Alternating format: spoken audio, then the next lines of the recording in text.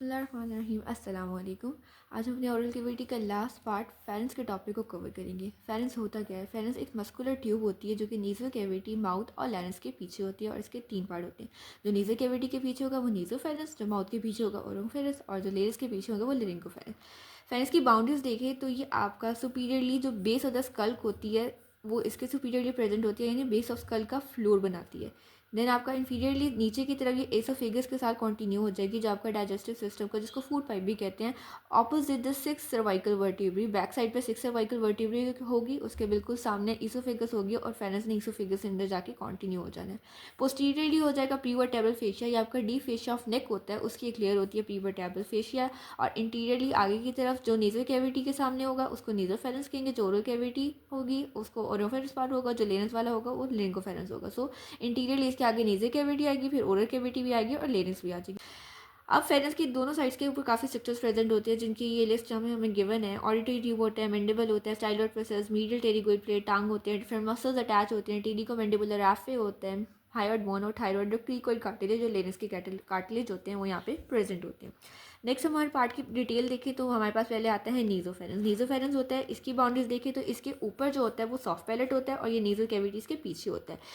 नेजोफेरेंस की जो सब म्यूकोजा होता है इसके रूफ के अंदर, वहाँ पे एक सब म्यूकोजा में हमारे पास फिरिंजियल टॉन्सिल्स प्रेजेंट होते हैं। ओरल कैविटी में हमने माउथ में देखा था, वहाँ पे पेलेंटाइन टॉन्सिल्स थे और हमारे पास नेजोफेरेंस वाले पार्ट में फिरिंजियल टॉन्सिल्स प्रेजेंट होते हैं। फेरेंस की वॉल और सॉफ्ट पैलेट के दरमियान में एक ओपनिंग होती है जिसको हम फिरिंजियल इश्मस कहते हैं, और इसके थ्रू आपकी जो फेरेंस है, आपकी जो नेजल कैविटी है, उसके थ्रू कम्युनिकेट भी करेगा।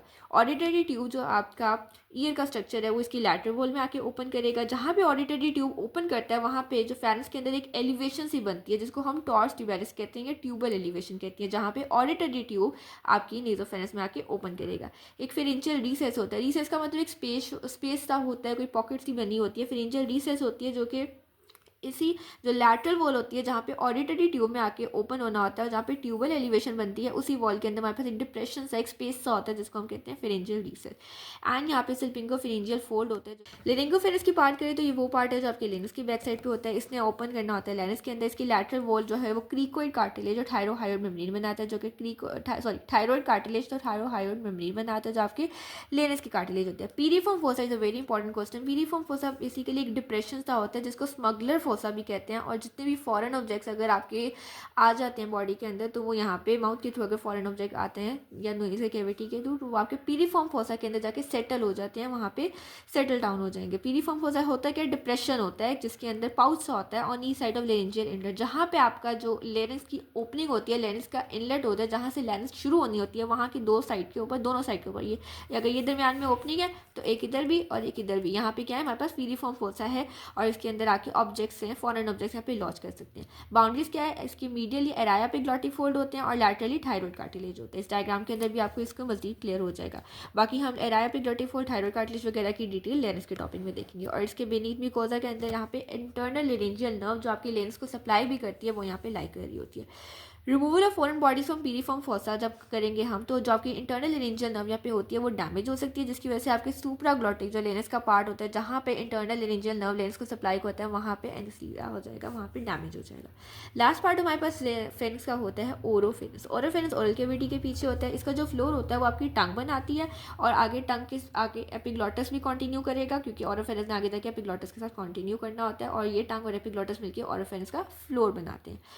इसके अंदर दो तरह के फोल्ड होते हैं, हमने अभी टंग में भी पढ़ा था। एक मीडियम ग्लॉस एपिग्लॉटिक फोल्ड होते हैं, दरमियान में साइड्स पे लैटरल होते हैं, इन दोनों के दरमियान की स्पेस को वैल्क्यूला कहते हैं, डायग्राम में भी नजर आ जाएगा। जिसके बाद प्लेटोग्लॉसल आर्च होती है, जो प्लेटोग्लॉसल मसल बनाता है उसको म्यूकस मेम्ब्रेन कवर करेगी। इसी तरह प्लेटोफिरिंजियल आर्च होती है जो प्लेटोफिरिंजियस मसल बनाता है और इन दोनों के दरमियान में पेलेंटाइन टॉन्सिल्स प्रेजेंट होते हैं। ब्लड सप्लाई इसकी इंसेंडिंग फेरिंजियल सप्लाई करेगी, tonsil branch of facial maxillary artery की डिफरेंट ब्रांचेस आएंगी और लिंगुअल आर्टरी की ब्रांचेस इसको सप्लाई करेगी। लिम्फेटिक्स इसकी मेनली डीप सर्वाइकल और partial retropharyngeal group of lymph node में जाएंगी और वेन्स इसकी टेरिगोइड आपके जो फेनिस के प्लेक्सेस होते हैं उसमें ड्रेन कर जाएंगी। फेनिस की नर्व सप्लाई फेरेंजियल प्लेक्सस के थ्रू होता है, जो कि फेनिस का मसल होता है मिडल कंस्ट्रक्टर मसल। अभी हम मसल्स की डिटेल देखेंगे। उस मिडल कंस्ट्रक्टर मसल के ऊपर फेरेंजियल प्लेक्सस प्रेजेंट होता है और वो उसको सप्लाई करता है।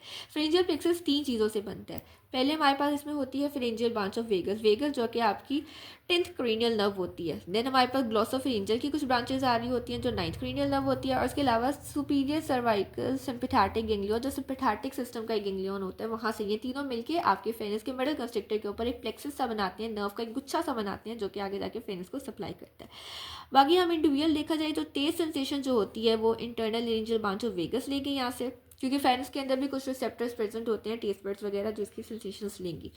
पैरासिम्पैथेटिक सेक्रेटो मोटर जो pass lesser palatine branch of pterygopalatine ganglion, pterygopalatine ganglion से लेसर पैलेंटाइन ब्रांच आती है। उसके अलावा जो सेंसरी सेंसेशन होती है नेजोफेरेंस वाले पार्ट से मैक्सिलरी नर्व लेगी, जबकि ट्राइजेमिनल की ब्रांच होती है। लेरिंगोफेरेंस वाले से इंटरनल लेरिंजियल जो वेगस की ब्रांच होती है, और जो ओरोफेरेंस होता है वहाँ से ग्लॉसोफेरिंजियल जो आपकी 9th क्रेनियल नर्व होती है उसकी ब्रांच होती है, वो लेगी। फेनस के मसल्स होते हैं तो इसमें 2 तरह के मसल्स होते हैं, एक आउटर लॉन्गिट्यूडनल होते हैं और एक इनर सर्कुलर मसल्स होते हैं। आउटर लॉन्गिट्यूड में हमारे पास है सुपीरियर कॉन्स्ट्रिक्टर, मिडल कॉन्स्ट्रिक्टर और इंफीरियर कॉन्स्ट्रिक्टर मसल्स होते हैं। इनके ओरिजिन आ जाएंगे, इंसर्शन आ जाएंगे, उसके अलावा इनके एक्शंस हो जाएंगे। सप्लाइंग सबको फेरेंजियल प्लेक्सस ही करेगी। जो सुपीरियर कॉन्स्ट्रिक्टर होता है, फेनस को क्लोज करवाना होता है सॉफ्टवेयर की मूवमेंट करवा के, ताकि ड्यूरिंग जब स्वेलिंग है, जब आपने फूड अंदर लिया तो आपका फूड नेजल कैविटी के अंदर ना चला जाए। मिडल कंस्ट्रिक्टर है, उसने आपकी जो बोलस है, जो फूड माउथ में आया बोलस बन जाएगा, उसको पीछे इसोफेगस के अंदर पुश करवाना होता है, और सेम इंफीरियर कॉन्स्ट्रिक्टर ने भी मिडल कॉन्स्ट्रिक्टर के साथ मिलकर ये काम करना है। देन हमारे पास इनर लॉन्गिट्यूडनल मसल्स में आ जाएंगे स्टाइलोफेरेंजियस, सल्पिंगोफेरेंजियस, क्रीकोफेरेंजियस एंड प्लैटोफेरेंजियस एक मसल। प्लैटोफेरेंजियस हमने पीछे पैलेट में ही पढ़ा था, पैलेट का मेनली मसल्स होते हैं और इनर को भी फेरेंजियल प्लेक्सस करवाया गया है, सिवाय स्टाइलोफेरेंजियस जिसको ग्लॉसोफेरेंजियल नर्व सप्लाई करती है, जो आपकी 9th क्रेनियल नर्व होती है। ड्यू टू ये आपकी जो ग्लॉसोफेरेंजियल वाली फेरेंजियल आर्च होती है उससे डेवलप करता है स्टाइलोफेरेंजियस, और इसको वही सप्लाई कर देती है। हर मसल का अपना एक्शन है। स्टाइलोफेरेंजियस ने लेरिंग्स को एलिवेट करना है, सल्पिंगोफेरेंजियस ने फेनस को एलिवेट करना है, क्रीकोफेरेंजियस ने आपका जो लोअर पार्ट ऑफ फेनस होता है उसके ऊपर एक स्पिंचर सा बनाता है। फेनस में क्यूहिलियन डिहेंसल्स प्रेजेंट होती है। फेनस के अगर हम मसल्स के अरेंजमेंट देखें तो सबसे ऊपर सुपीरियर कॉन्स्ट्रिक्टर, फिर मिडल कॉन्स्ट्रिक्टर और इंफीरियर कॉन्स्ट्रिक्टर मसल होता है, ये आपस में ओवरलैपिंग से होते हैं। जो इंफीरियर कॉन्स्ट्रिक्टर मसल होता है उसके 2 पार्ट होते हैं, एक थायरोफेरेंजियल होता है और उसके नीचे क्रीकोफेरेंजियल होता है। क्रीकोफेरेंजियल मसल ने लोअर पार्ट ऑफ फेनस के ऊपर एक स्पिंचर टाइप एक्शन किया होता है, एक स्पिंचर बनाया होता है जो हमने यहाँ पे भी देखा है।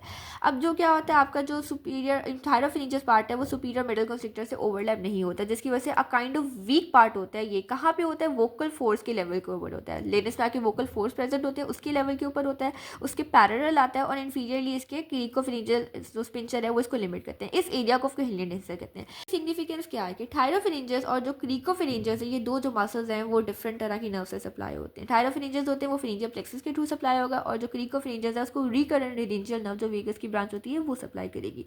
इसकी वजह से जब एक मसल कॉन्ट्रैक्ट करेगा फूड आएगा, एक मसल कॉन्ट्रैक्ट करेगा दूसरा रिलैक्स कर नहीं कर पाएगा, अगर उस टाइम के ऊपर दोनों की न्यूरोमस्कुलर इनकोऑर्डिनेशन हो जाएगी, जिसकी वजह से जो फेनस की बॉल है वो डाइवर्ट करेगी, वो आउट पोचिंग से बनाएगी, वो बाहर को निकलेगी, जिसको हम फेरेंजियल डाइवर्टिकुला कहते हैं, और इसी एरिया को हम क्यूहिलियन डिहेंसल्स कहते हैं। वाइल्ड लिम्फेटिक रिंग्स होती हैं जो कि टॉन्सिल्स बनाते हैं, और बेसिकली एक सर्कल सा होता है, 4 तरह के टॉन्सिल्स होते हैं जो एक रिंग बनाते हैं, और वो रेस्पिरेटरी और डाइजेस्टिव सिस्टम की जो ओपनिंग होती है उसको सराउंड करते हैं। और इसकी बाउंड्रीज आ जाएंगी। सुपीरियरली यहाँ पे हमारे पास फेरेंजियल नेजोफेरेंजियल टॉन्सिल्स प्रेजेंट होते हैं जो नेजोफेनस में होते थे। इंफीरियरली इसमें लिंगुअल टॉन्सिल्स होते हैं, और लैटरली साइड्स में हमारे पास पैलेंटाइन और ट्यूबल टॉन्सिल्स आ जाएंगे इसके अंदर। Next topic is tonsils. Tonsils हमारे पास लिम्फोइड टिश्यू की एक कलेक्शन होती है, और 3 तरह के टॉन्सिल्स होते हैं। मोस्टली हम यहाँ पे पैलेंटाइन टॉन्सिल को मजीद डिटेल में डिस्कस करेंगे। लोकेशन क्या होता है, टॉन्सिलर फोसा में होता है आपका प्लैटोग्लॉसस और प्लैटोफेरेंजियल मसल, जैसे हमने पीछे टंग में भी पढ़ा, और फैंस नहीं पता कि वहाँ पे प्लैटोग्लॉसस और प्लैटोफेरेंजियल मसल्स होते हैं। उन्होंने प्लैटोग्लॉसस प्लैटोफेरेंजियल फोल्ड्स और आर्चेस बनानी होती हैं, उनके दरमियान में एक टॉन्सिल फ्लोसा प्रेजेंट होता है जिसके अंदर पैलेंटाइन टॉन्सिल लाई करती हैं। आलमंड शेप के होते हैं। इसके मीडियल सर्फेस के ऊपर स्ट्रैटिफाइड स्क्वेमस एपिथेलियम होती है, और 12 to 15 क्रिप्स होती हैं। इनका जो इंटीरियर बोर्ड होता है वो प्लैटोग्लॉसस आर्च बनाएगी, जो पोस्टीरियर बोर्ड है वो प्लैटोफेरेंजियल आर्च बनाएगी। लैटरल सर्फेस में हमारे पास फेरेंजियो बेसाइलर फेशिया प्रेजेंट होता है। फेरेंजियो बेसाइलर फेशिया आपका इन्वेस्टिंग डीप सर्वाइकल फेशिया की एक लेयर होती है, फेरेंजियो बेसाइलर फेशिया, जो इसका कैप्सूल बनाती है, और जो सुपीरियर कॉन्स्ट्रिक्टर मसल से इसको सेपरेट करती है। आगे की तरफ फेनस होगा, उसको सेपरेट करेगी सुपीरियर कॉन्स्ट्रिक्टर मसल से बाय लूज एरोलार टिश्यू। टॉन्सिल्स की सप्लाई में एक वेन होती है बहुत इंपॉर्टेंट, एक्सटर्नल पैलेंटाइन वेन होती है, जो सॉफ्ट पैलेट से होते हुए यहाँ पे आती है और फेरेंजियल प्लेक्सस को ज्वाइन करती है, फेरेंजियल वीनस प्लेक्सस को ज्वाइन करती है। इसी तरह जब टॉन्सिलेक्टॉमी करते हैं, टॉन्सिल्स का ऑपरेशन करते हैं, आप टॉन्सिल को रिमूव करवाते हैं, तो ये एक्सटर्नल पैलेंटाइन वेन डैमेज हो जाती है, जिसकी वजह से एक्सटेंसिव ब्लीडिंग होती है। टॉन्सिल्स की सप्लाई में आ जाती है हमारे पास tonsil branch of facial, ascending palatine branch of facial, dorsal lingual branch of lingual artery and ascending pharyngeal branch of external carotid greater palatine branch of maxillary. Veins drain in palatine veins में जाएंगी, pharyngeal venous plexus में चला जाएगा और facial vein में चला जाएगा. Lymphatics इसके deep cervical lymph node में जाएंगे. Nerve supply इसको glossopharyngeal और lesser palatine nerves, ये दोनों मिलकर इसको सप्लाई करेंगी. एक और पास लिवर के लिहाज से बहुत इंपॉर्टेंट क्वेश्चन है structure forming tonsillar bread. Tonsillar bread जहाँ पे हमने टॉन्सिल फोसा देखा था कि टॉन्सिल की बैक साइड पे कौन कौन से स्ट्रक्चर्स प्रेजेंट होते हैं, तो इसके अंदर 3 मसल्स, 2 फेशिया और एक नर्व होती है. 3 मसल्स कौन से हैं? Superior constrictor, styloglossus and palatopharyngeal. ये 3 मसल्स प्रेजेंट होते हैं. फेशिया कौन कौन से होते हैं? Pharyngobasilar fascia and buccopharyngeal fascia. ये दोनों इन जो आपका डीप सर्वाइकल फेशिया उनके पार्ट्स हैं, pharyngobasilar and buccopharyngeal fascia. और लास्ट हमारे पास नर्व होती है यहाँ पे ग्लोसोफिरिंजियल नर्व. एंड वही complication during tonsillectomy, external palatine vein जो होती है वो डैमेज हो जाती है, जिसकी वजह से आपका एक्सटेंसिव ब्लीडिंग होती है.